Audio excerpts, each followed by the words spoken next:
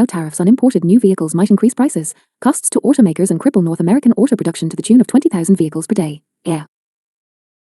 So far, the Trump administration has imposed tariffs of 25% on Canadian and Mexican goods, but has exempted auto industry companies that are compliant with the United States-Mexico-Canada Agreement, USMCA, until April 2nd.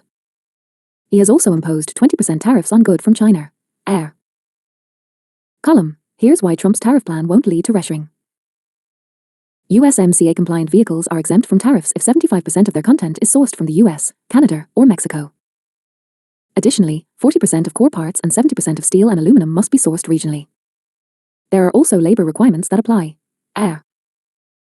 S&P Global Mobility production data shows automakers are already producing vehicles in Canada with engines and transmissions that are regionally sourced and more likely USMCA compliant. GM, Stellantis, and Toyota have localized engine and transmission production. Hyundai, however, imports some transmissions. Air. In this episode of the Ally All Ears podcast, Aaron Lee, Senior Director at Ally Dealership Insurance, discusses the growing threat of cyber attacks on dealerships and the importance of staying vigilant. He shares essential tips for safeguarding against these risks and highlights the need for specialized cyber insurance coverage to protect your business.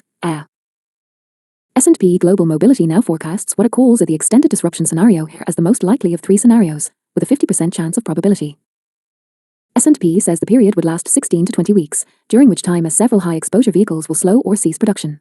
In this scenario, a 25% tariff on all vehicle imports starting April 2nd would impact 45% of U.S. light vehicle sales. The firm says it expects a significant disruption in the region, with the potential for North American production to drop by up 20,000 units per day within a week.